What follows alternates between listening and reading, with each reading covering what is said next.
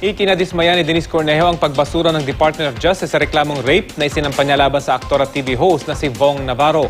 Ang kampo naman ni Cedric Lee magsasalita na lang kapag natanggap na raw ang kopya ng resolusyon ng DOJ. Balita hatid ni John Consulta.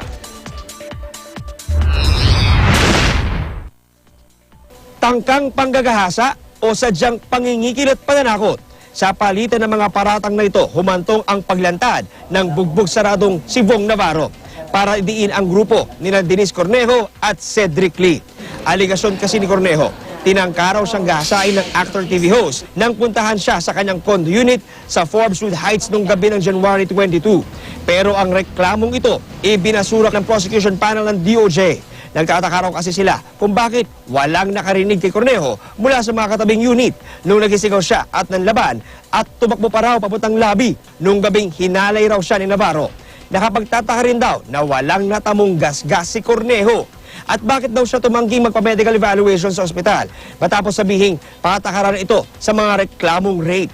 Di rin daw tugma ang mga kilos ni Cornejo matapos ang umano'y pangahalay sa mga iba pang rape victim. Dahil inamin pa raw niyang nag-dinner pa kasama si Lee pag-alis ng presinto noong gabi ng January 22. Kasabay nito, kinatigan ng DOJ ang reklamong serious illegal detention at grave coercion ni Navarro laban kina Cornejo, Lee at 5 pa nilang kaibigan. Sapat daw kasi ang ebidensyang nagpapakita raw na nakatali ang 2 kamay ni Navarro sa likod nang ilabas ng grupo ni Cornejo at Lee sa condo unit ni Cornejo. Ang pagtanggi ng grupo ni Cornejo at Lee na i-report sa mga security guard ng kondo ang nangyari.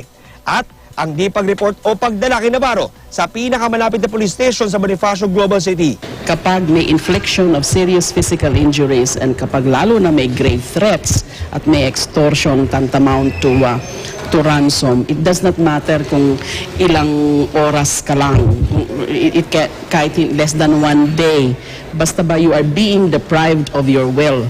Binigyang pansin din ng DOJ Prosecution Panel ang mga palitan umano ng text message kung saan hinihinga ng pera ng grupo ni Cornejo at Lee si Navarro. Renape daw niya si Denise. Again, he was just forced to do it. He was just forced to admit it because nandyan nga yung mga able-bodied men na mga bumubugbog sa kanya. We were all very happy that Vong has been vindicated. And for Vong especially, I'm happy for him because it took courage. I said, for him to pursue this, the mere filing of the complaint exposed him to risks. These risks are real because of the nature, I think, of the charges involved. Si Cornejo, kahit di pa nakikita ang resolusyon, dismayado.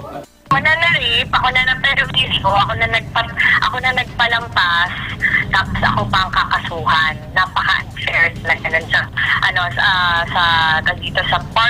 part ko at sa part ng pamilya ko. May pinapanigan.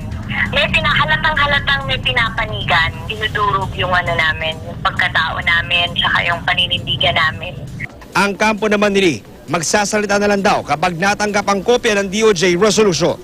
John Consulta, GMA News.